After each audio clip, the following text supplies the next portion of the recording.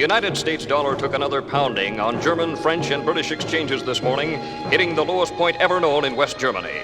It has declined there by 41% since 1971, and this Canadian thinks it's time to speak up for the Americans as the most generous and possibly the least appreciated people in all the earth. As long as 60 years ago, when I first started to read newspapers, I read of floods on the Yellow River and the Yangtze. Who rushed in with men and money to help? The Americans did. They have helped control floods on the Nile, the Amazon, the Ganges, and the Niger. Today, the rich bottomland of the Mississippi is underwater, and no foreign land has sent a dollar to help. Germany, Japan, and to a lesser extent, Britain and Italy were lifted out of the debris of war by the Americans, who poured in billions of dollars and forgave other billions in debts. None of those countries is today paying even the interest on its remaining debts to the United States. When the franc was in danger of collapsing in 1956, it was the Americans who propped it up, and their reward was to be insulted and swindled on the streets of Paris. I was there. I saw it. When distant cities are hit by earthquake, it is the United States that hurries in to help. Managua, Nicaragua is one of the most recent examples. So far this spring, 59 American communities have been flattened by tornadoes. Nobody has helped. The Marshall Plan, the Truman Policy, all pumped billions upon billions of dollars into discouraged countries. Now newspapers in those countries are writing about the decadent, warmongering Americans. I'd like to see just one of those countries that is gloating over the erosion of the United States dollar build its own airplanes. Come on, let's hear it. Does any other country in the world have a plane to equal the Boeing Jumbo Jet, the Lockheed TriStar, or the Douglas 10? If so, why don't they fly them? Why do all international lines except Russia fly American planes? Why does no other land on Earth even consider putting a man or woman on the moon? You talk about Japanese technocracy and you get radios. You talk about German technocracy and you get automobiles. You talk about American technocracy and you will find men on the moon, not once, but several times, and safely home again. You talk about scandals and the Americans put theirs right in the store window for everybody to look at. Even the draft dodgers are not pursued and hounded. They are here on our streets, most of them, unless they are breaking Canadian laws, are getting American dollars from Ma and Pa at home to spend here. When the Americans get out of this bind, as they will, who could blame them if they said, the hell with the rest of the world? Let someone else buy the foreign bonds. Let someone else build or repair foreign dams or design foreign buildings that won't shake apart in earthquakes. When the railways of France, Germany, and India were breaking down through age, it was the Americans who rebuilt them. When the Pennsylvania Railroad and the New York Central went broke, nobody loaned them an old caboose. Both are still broke. I can name you 5,000 times when the Americans raced to the help of other people in trouble. Can you name me even one time when someone else raced to the Americans in trouble? I don't think there was outside help even during the San Francisco earthquake. Our neighbors have faced it alone. And I'm one Canadian who's damned tired of hearing them kicked around. They will come out of this thing with their flag high. And when they do, they are entitled to thumb their nose at the lands that are gloating over their present troubles. I hope Canada is not one of these, but there are many smug, self-righteous Canadians. And finally, the American Red Cross was told at its 48th annual meeting in New Orleans that it was broke. This year's disasters have taken it all, and nobody, but nobody, has helped.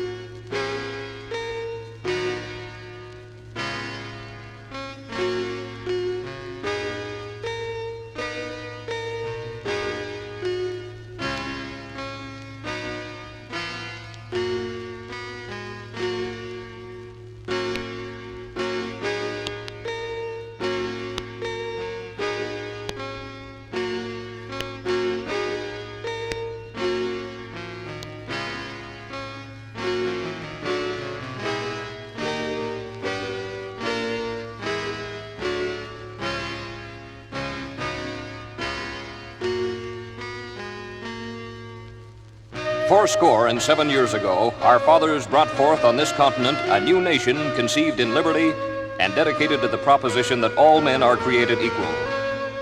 Now we are engaged in a great civil war, testing whether that nation or any nation so conceived and so dedicated can long endure. We are met on a great battlefield of that war. We have come to dedicate a portion of that field as a final resting place for those who here gave their lives that that nation might live. It is altogether fitting and proper that we should do this. But in a larger sense, we cannot dedicate, we cannot consecrate, we cannot hallow this ground. The brave men living and dead who struggle here have consecrated it far above our poor power to add or detract. The world will little note nor long remember what we say here, but it can never forget what they did here. It is for us the living rather to be dedicated here to the unfinished work which they who fought here have thus far so nobly advanced. It is rather for us to be here dedicated to the great task remaining before us, that from these honored dead we take increased devotion to that cause for which they gave the last full measure of devotion, that we here highly resolve that these dead shall not have died in vain, that this nation under God shall have a new birth of freedom, and that government of the people, by the people, for the people, shall not perish from the earth.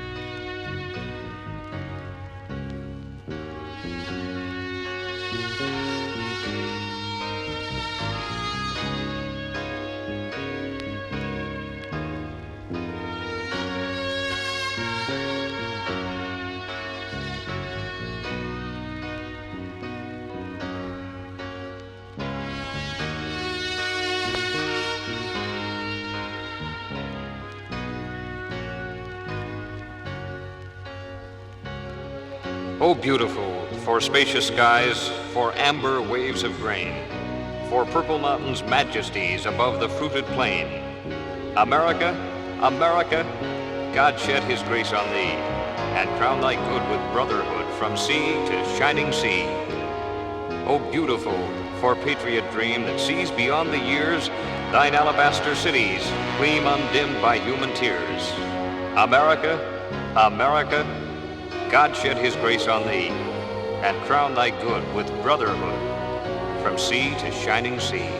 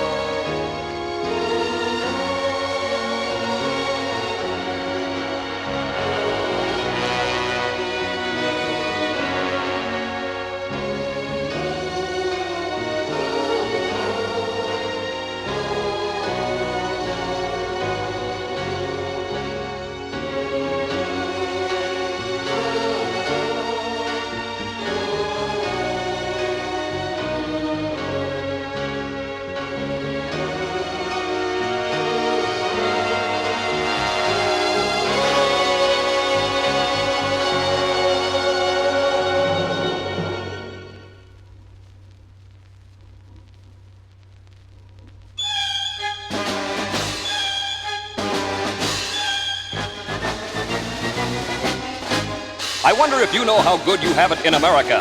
As long as there has been a United States, Americans have not been slow to complain and find ways to do things better. That's great. It's taken America from the foothills of the Atlantic seaboard to a foothold on the moon. But I can't help but think that all those people who are crying and moaning that the American dream is dead would change their tunes in a hurry if they did what I did in 1971. You see, I went behind the Iron Curtain. I spent 12 days traveling across the Soviet Union, seeing things the way Russians themselves see them. Do you appreciate being able to go to church on Sunday wherever you choose, or of not having to go at all? In Russia, attending religious services puts your national loyalty in question. Chances are you've been able to afford that second car. In the Soviet Union, even with a pocket full of money, buying that first set of teas is almost out of the question. How about that new house of yours? You've had to save and sacrifice, but it was worth it. In Russia, you're told where to live, and often 3 or 4 families share one bathroom and kitchen. The next time you complain about how things are here at home, think about the students in Moscow who told me they would do anything just for a glance at some uncensored books. The young people in Kiev and Leningrad who begged for me to send them popular American music. The old man in Tashkent who tried to explain why he had only one choice in every election. Or the mother of 7 in Murmansk who was looking forward to the new 5-room apartment in which her family would soon be living.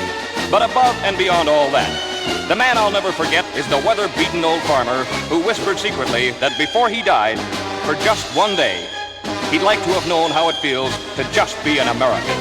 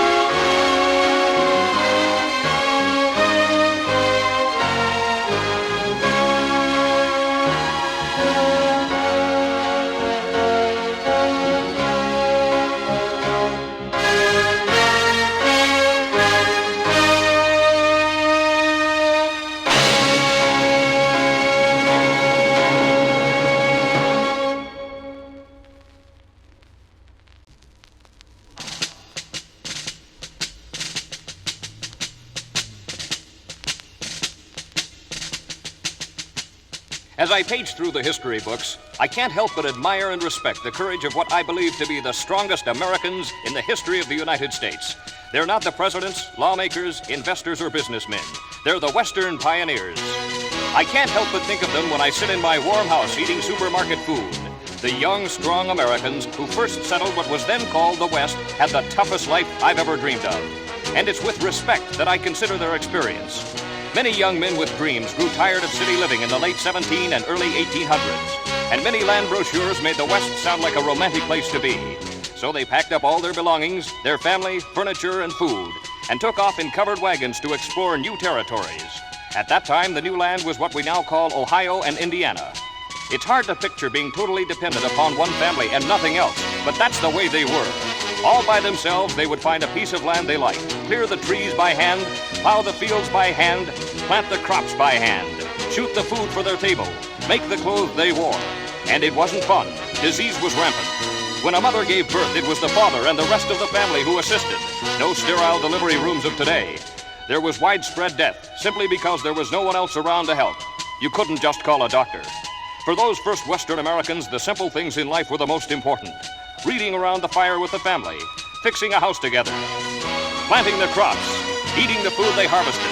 And a big treat wasn't a party, it was hosting another family passing through, heading west. A prospective migrant to Illinois warned his family, "What awaits you in this region is a life full of hardships, want, and toil.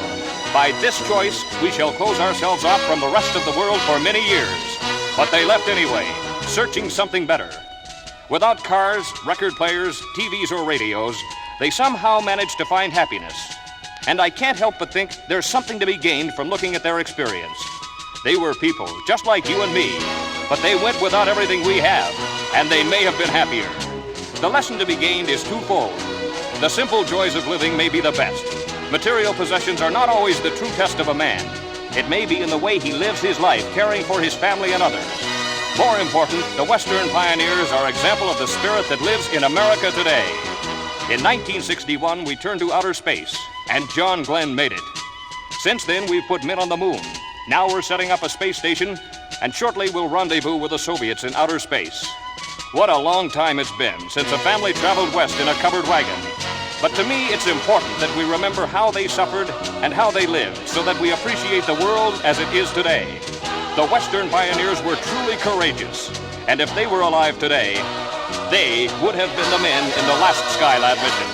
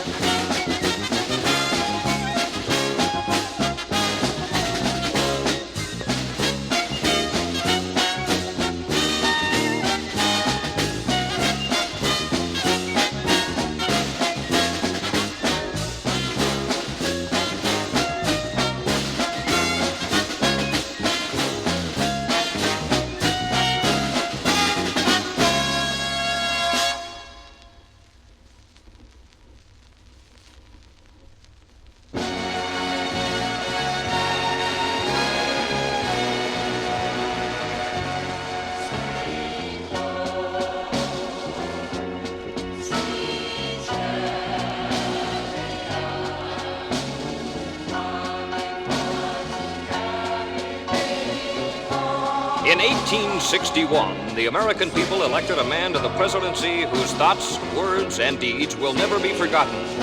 In terms of a person, you might have voted him most unlikely to succeed. He had no formal education.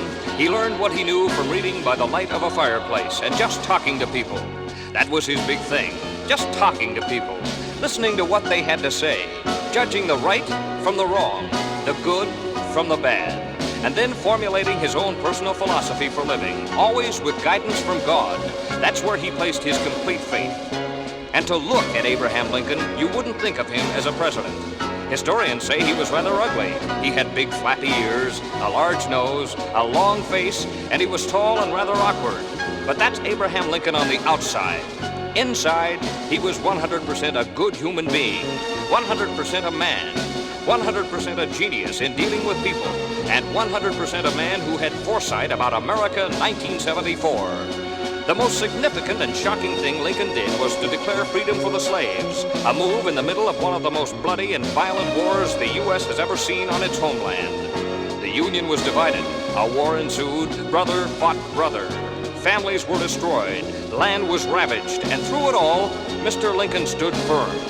He truly believed that all men are created equal, and no matter what the cost, it's an idea worth fighting for. Abraham Lincoln symbolized everything America stands for today, freedom for all. Even today, that's something we're still fighting for.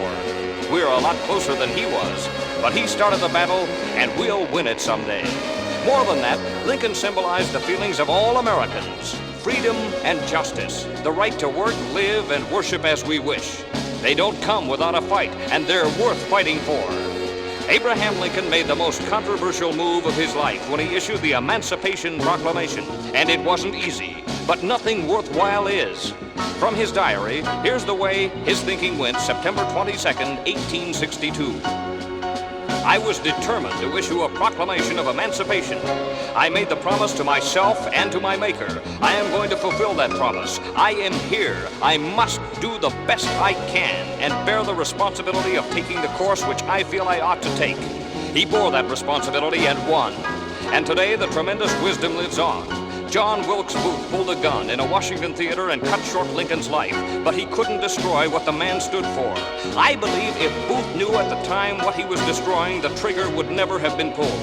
Today, 1974, when you look for a better job, that's Lincoln.